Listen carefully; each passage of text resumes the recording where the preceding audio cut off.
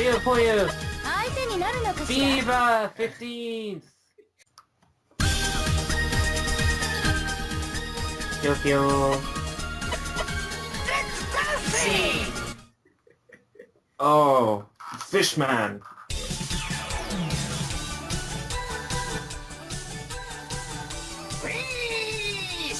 Okay, when you hear that a lot. That is like the worst catchphrase ever. That's worse than like, I don't have a catchphrase as a catchphrase. I don't know what's worse, it's dancing or The dancing catchphrase is better. Yeah. Also because it relates into his actual exploits in Suketoudara. Yeah. Which was, of course, I think his best video game appearance ever. In that tutu. Yeah. Under the name Tara. Just Tara. I like that. You know what we need for DLC for Puyo Puyo Tetris? The Da version of them. I'd love a new DAR game. Come on, right? Rhythm games are popular right now. Yeah. The Project Diva games are selling quite good. Obviously that's partly because it's Hatsune Miku, but like Sega have these characters, they have a game engine ready to go. Just make a new Suketoudara. It'd be brilliant. Nobody would be expecting it. It probably wouldn't sell. Make it. Make it. They could do the trick from that we did for the launch of the Sega Saturn, and this is down to the shops right now. Yeah.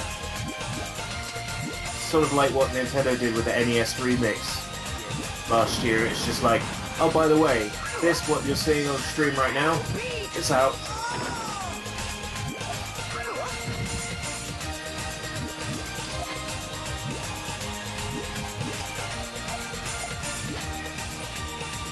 Music's quite nice. I really don't like the Fever music all that much, but you know, this isn't too bad. There's a few songs that you just can't help but bop your head to.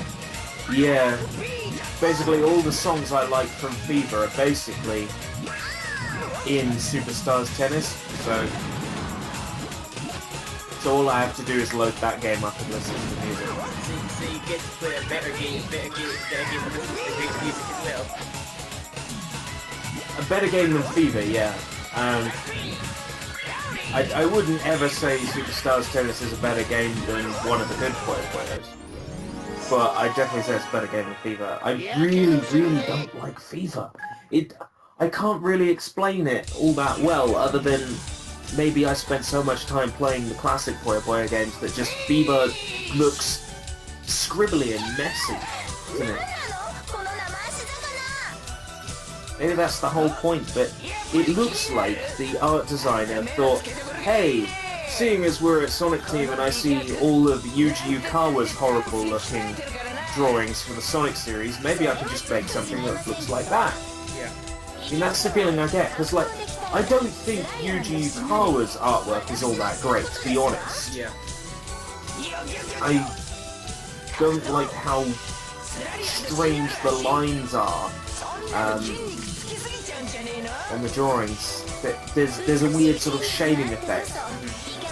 He's basically done all the official Sonic art since the Japanese cover for Sonic 3D on the Saturn. Yeah. Oh, that artwork. And that artwork is good. The artwork for Sonic 3D on the Saturn is pretty good, like the Japanese version artwork. Yeah.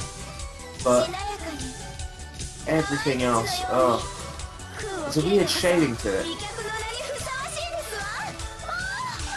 Because I was talking to somebody yesterday, and they said something that reminds me of a Sonic Adventure. How so? Just how the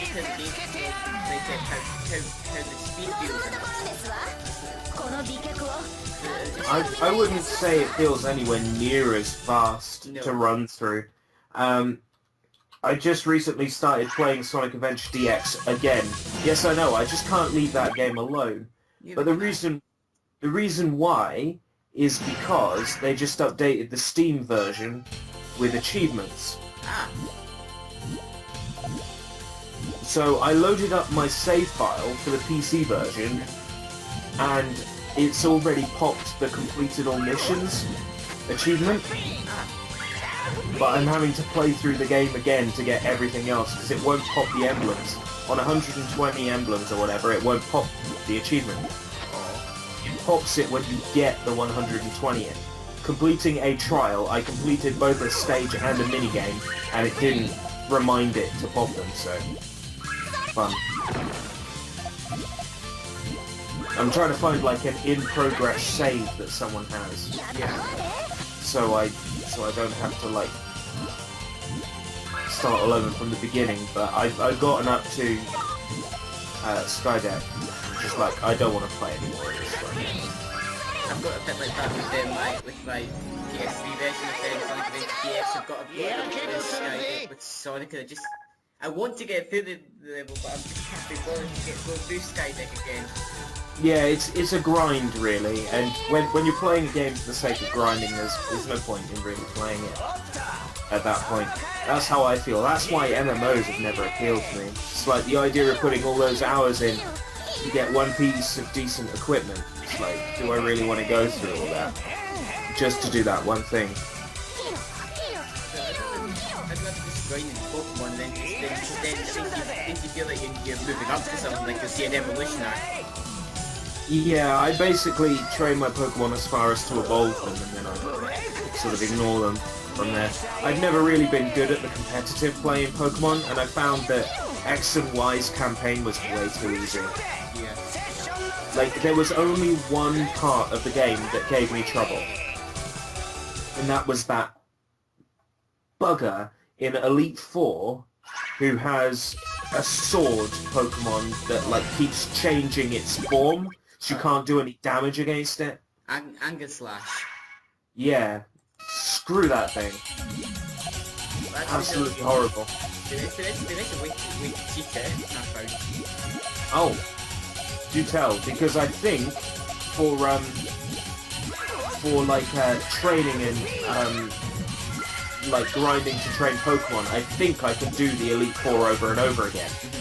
So if there is a better tactic, please do tell me. Usually because if it's faster than you usually, well, because of its ability that it has King Shield, basically changes its status when you're about to attack it. But if it does a defensive move, like after your turn, then it still losses that, and because you're attacking it, it has to change its stance. It changes its stance, so it changes its attacking quality to attack it.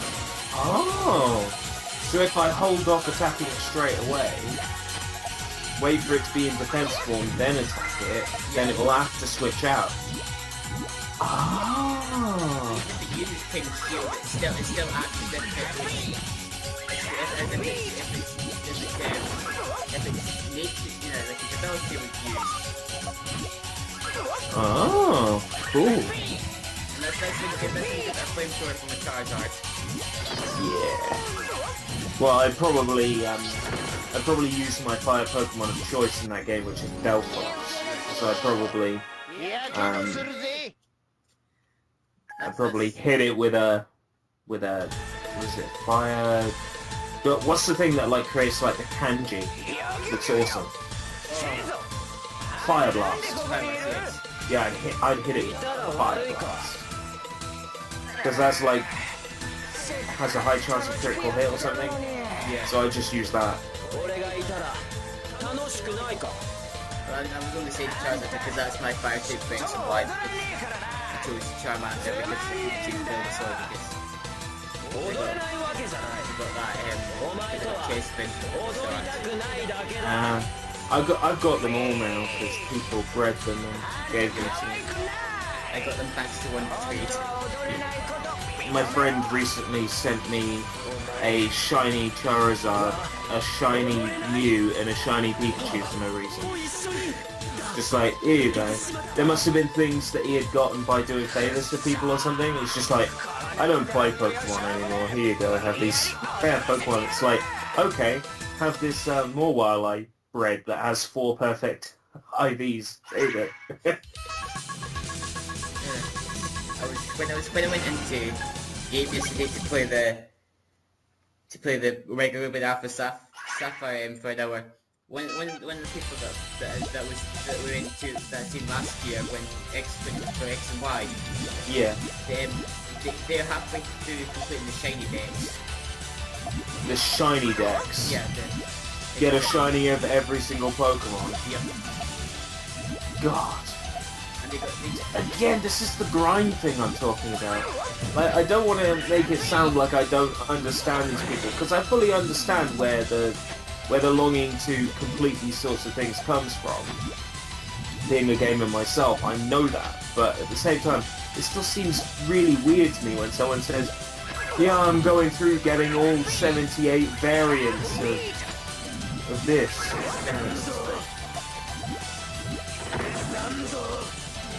It's like, what next? You're going through collecting every single golden fart.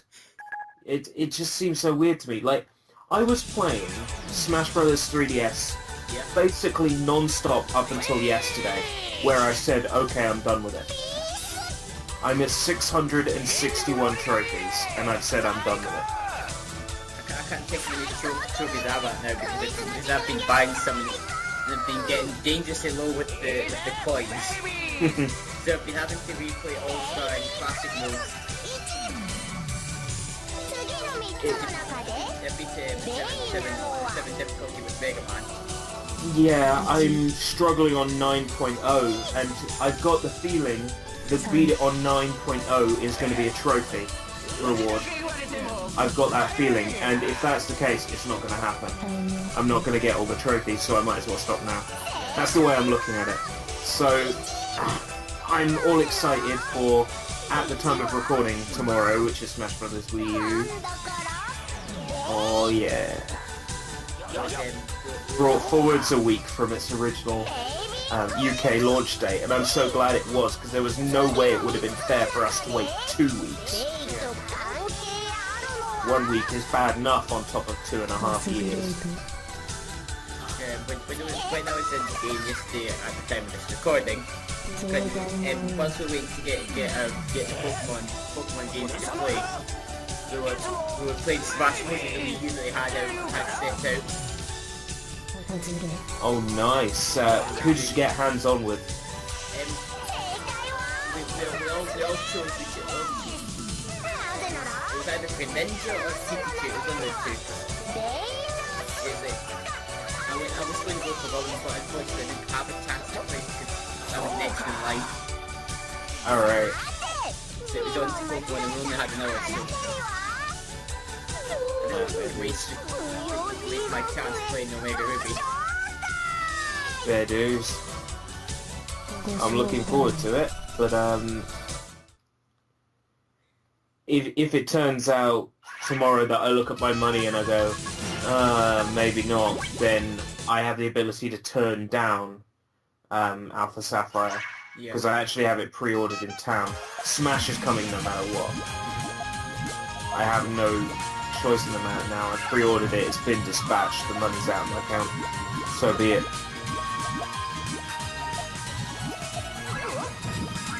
I'm looking forward to it though. I got it arriving with the GameCube adapter and the Donkey Kong amiibo, because I love Donkey Kong. I think he's awesome.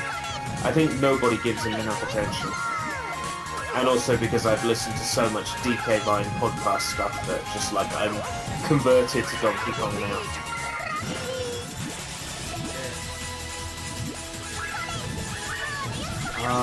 It's so bad when they get fever against you.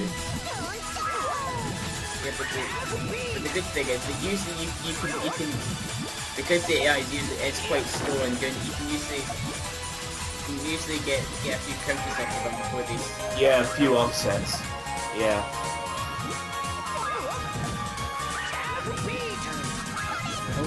Oh, they got a few offsets as well. They got hard goals last night now. I just realised how Oh, is there a new... There's a new one. Oh. Fires up browser. It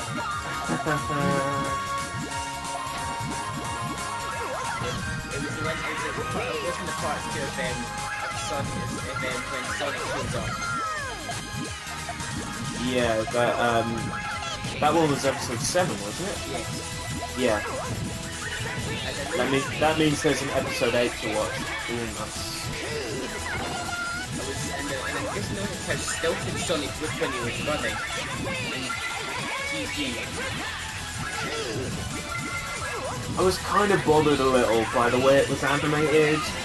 I was bothered by the fact that Sonic didn't speak. I was bothered by the fact that they just used some gameplay footage from existing Sonic games and made very little effort to change them. I was kind of bothered basically by just how lazy it seemed. This seemed like a bit of a shoehorn in at the last minute. Yeah.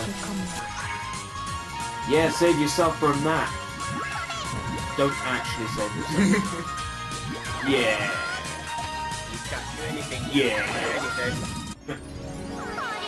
I love it, that feeling in Puyo Puyo when you're like, I'm screwed.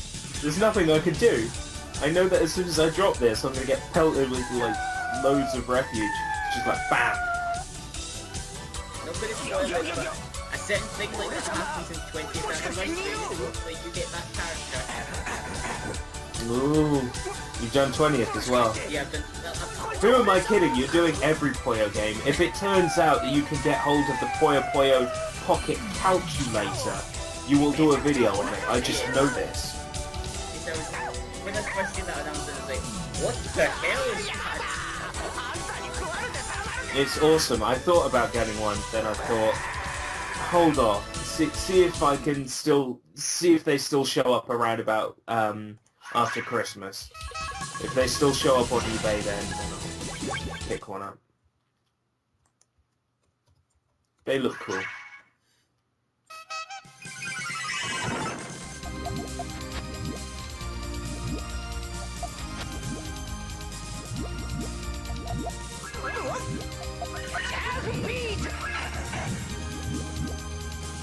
I haven't had a dispatch email yet from Amazon. This is weird. Smash Brothers is out tomorrow. Are you even trying? Oh man. That's freaking me out. If it doesn't get, like, dispatched until tomorrow, I am sending such an angry email to them. I will state that on your website it did say send in time for release day. As such, that is legally binding. I'll see you in court, sucker. No, I don't have that kind of money. I just tell them I'm extremely upset with the way they've handled business, and then they'll probably just say, you know what, we'll just give you £10 of credit or something.